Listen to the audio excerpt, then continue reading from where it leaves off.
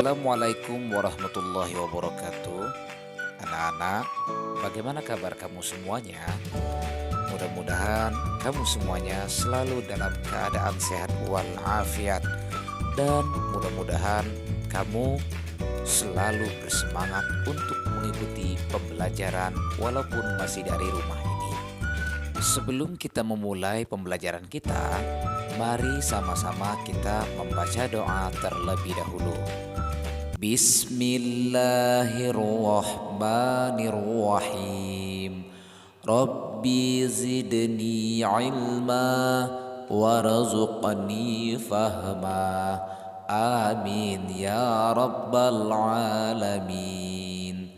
Nah, sekarang anak-anak, mari kita lanjutkan pembelajaran kita masih di buku 3F subtema 3 pembelajaran yang kelima.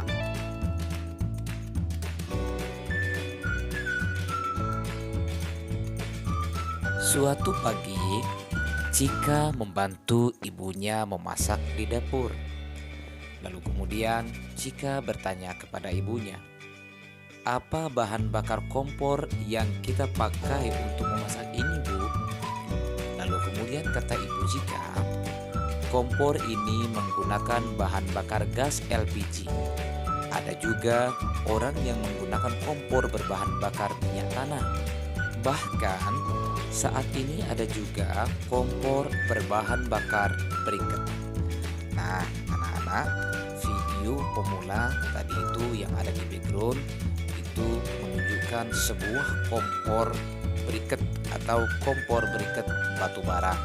Nah, anak-anak, di pembelajaran 5 halaman 107 kita membahas tentang bahan bakar briket. Bahan bakar briket itu merupakan salah satu sumber energi alternatif pengganti minyak tanah dan juga gas LPG untuk memasak. Bentuk briket seperti arang dan terbuat dari berbagai bahan, misalnya sekam padi, jerami, sabut kelapa, serbuk gergaji, dan dedaunan. Oleh sebab itu, briket ini dinamakan briket bioarang. Briket bioarang dibuat dengan cara memadatkan bahan-bahan dicampur dengan bahan-bahan perekat menggunakan mesin sehingga menjadi bentuk yang padat. Ini berarti anak-anak menunjukkan bahwa suatu sumber energi alternatif yang menggantikan gas LPG dan juga kompor yang memakai minyak tanah. Dalam penggunaan kompor briket batu bara atau kompor briket bioarang ini memiliki beberapa keuntungan. Keuntungan yang diperoleh dari briket bioarang ini antara lain sebagai berikut. Yang pertama, hemat dan ekonomis. Briket bioarang menghasilkan energi panas tinggi dan tahan lama, sehingga lebih ekonomis dan lebih hemat. Selain itu, harganya lebih murah bila dibandingkan dengan minyak tanah ataupun arang biasa. Sementara yang kedua, aman dan ramah lingkungan. Briket bioarang diolah tanpa menggunakan bahan kimia. Pada saat digunakan, abunya tidak berterbangan dan tidak berasap, dan juga tidak mengeluarkan bau menyengat yang dapat mengganggu kesehatan maupun lingkungan. Sementara yang ketiga, aman dan praktis. Kompor briket aman dan praktis saat digunakan, tidak menimbulkan resiko ledakan. Berbeda ya dengan gas LPG. Kalau gas LPG resikonya luar biasa. Sementara gas briket, kompor briket ini tidak menimbulkan risiko ledakan, mudah perawatan, dan tidak meninggalkan noda hitam pada alat-alat dapur yang digunakan. Kemudian berikutnya, keuntungan yang terakhir adalah dapat mengurangi limbah. Briket bioarang dapat memanfaatkan limbah pertanian misalnya sekam padi, jerami, atau bonggol jagung sehingga dapat mengurangi limbah. Adapun bagi para pengrajin ini mereka membuat briket bioorang dengan caranya masing-masing. Adapun cara pembuatan briket bioorang adalah sebagai berikut dengan menggunakan alat-alat dan bahan-bahannya adalah drum atau kaleng besar bekas untuk pembakaran limbah, kemudian tongkat kayu untuk mengaduk-aduk limbah, selanjutnya ember tempat mengumpulkan limbah hasil pembakaran, kemudian lumpang dan alu untuk menghaluskan limbah hasil pembakaran, kemudian baskom tempat membuat adonan. Cetakan sederhana bisa dibuat dari kaleng bekas berbentuk lingkaran, dan juga karung sebagai alas untuk menjemur adonan yang sudah dicetak. Limbah organik misalnya sekam padi, sabut kelapa, dan dedaunan. Tepung kanji digunakan sebagai perekat, lalu yang terakhir air panas digunakan untuk mencairkan tepung kanji. Sementara cara membuatnya sebagai berikut.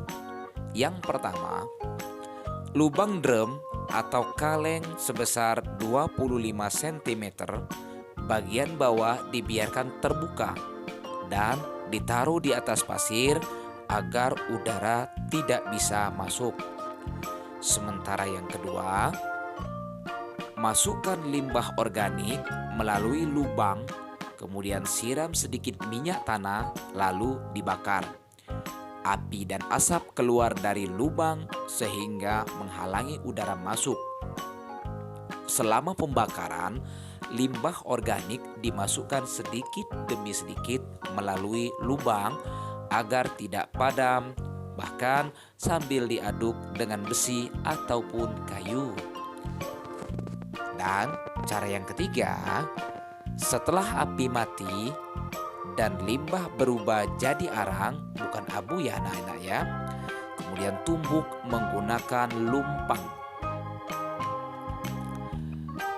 Tumbuk menggunakan lumpang dan alu hingga menjadi tepung arang. Selanjutnya, kumpulkan tepung arang yang berbentuk pada tempat khusus, misalnya ember. Adapun cara yang berikutnya adalah masukkanlah kanji ke dalam baskom, lalu encerkan dengan air panas hingga terbentuk adonan kanji. Cara yang kelima, campurkan adonan kanji dengan tepung arang sehingga menjadi adonan yang lengket.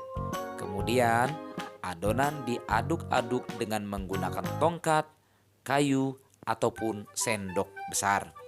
Sementara yang keenam ataupun yang terakhir, cetak adonan dengan bentuk sesuai dengan cetakan sederhana, kemudian jemur selama 2-3 hari.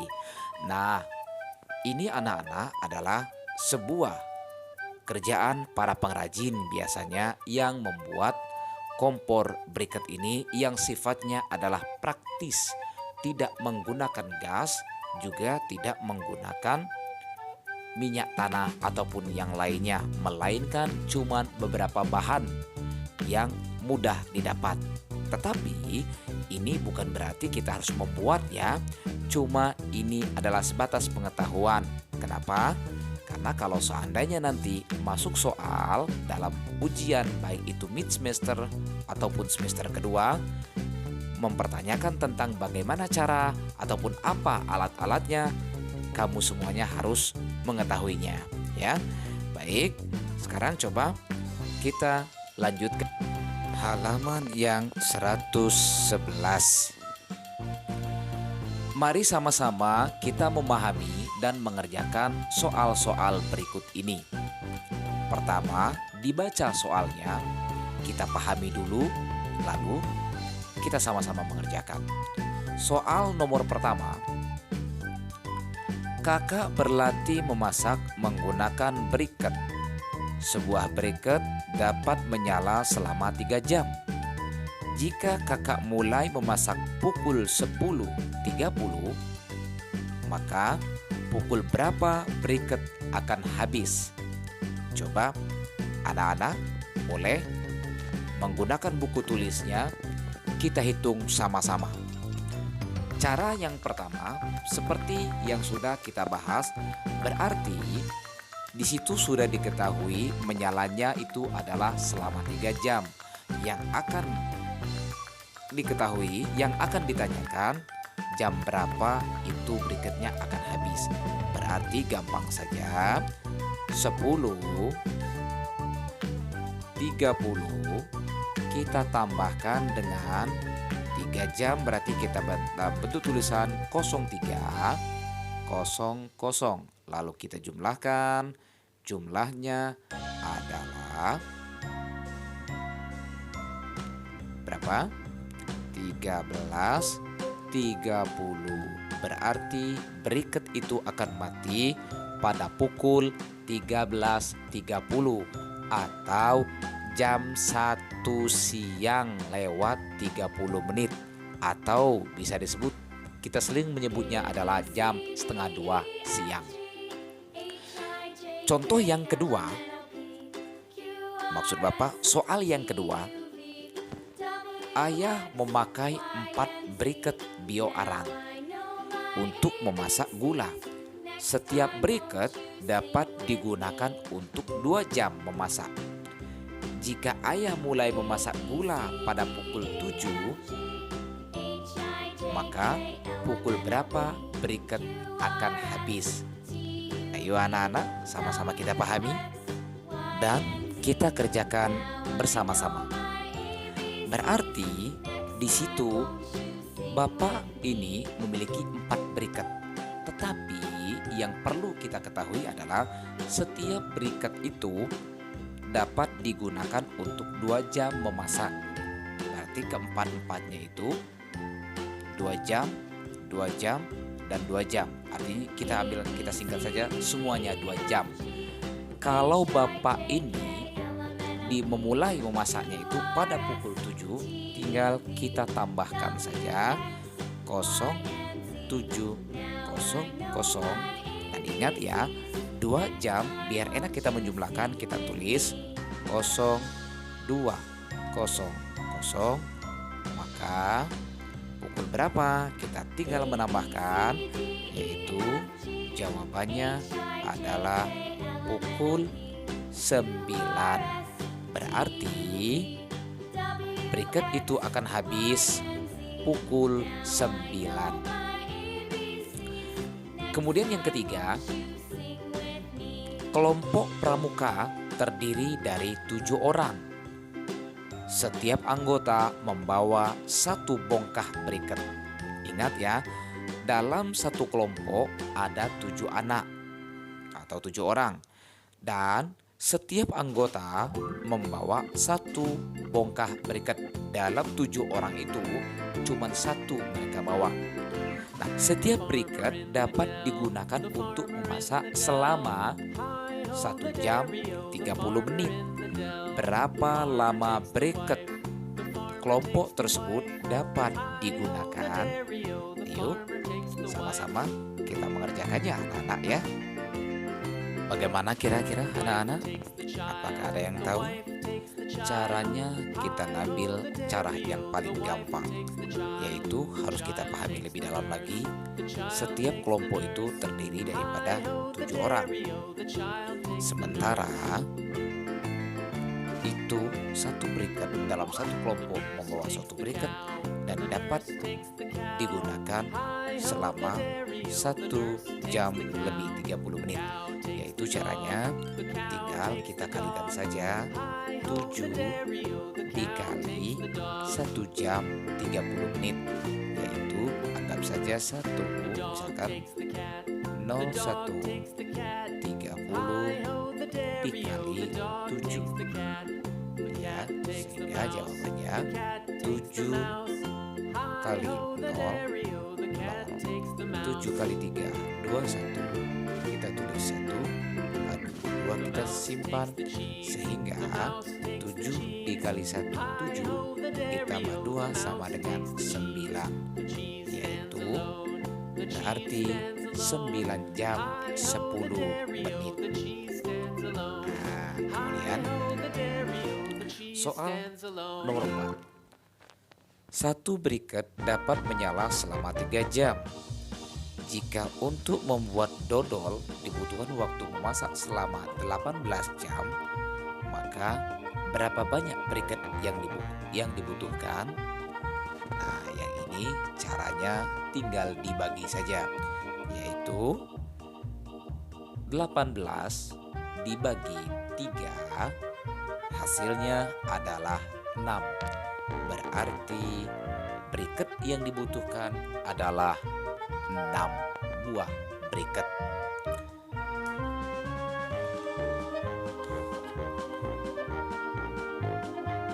Kemudian di pembelajaran 6 halaman 113, mari sama-sama kita kembali membahasnya. Beragam energi alternatif. Energi alternatif merupakan semua sumber energi yang dapat digunakan untuk menggantikan bahan bakar fosil. Energi alternatif harus memiliki keunggulan yang tidak dimiliki oleh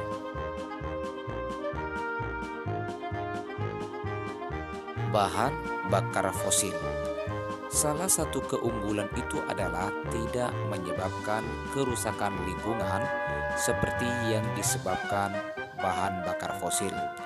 Selain energi surya, angin, dan air, ternyata masih ada beberapa energi alternatif yang lainnya. Adapun energi alternatif berikutnya adalah yang pertama, sumber energi alternatif panas bumi. Energi panas bumi merupakan jenis energi yang berasal dari dalam bumi. Panas bumi ini dimanfaatkan untuk membangkitkan energi listrik. Di Indonesia telah terdiri banyak PLTP atau pembangkit listrik tenaga panas bumi. Salah satunya adalah PLTP Sibaya di Sumatera Utara. Berikutnya, energi alternatif yang lainnya adalah sumber energi alternatif biomasa. Biomasa merupakan massa tumbuhan dan juga kotoran hewan yang dapat dimanfaatkan sebagai bahan bakar. Pemanfaatannya dapat dibakar langsung atau diubah terlebih dahulu ke bahan lain agar pembakarannya menjadi lebih mudah.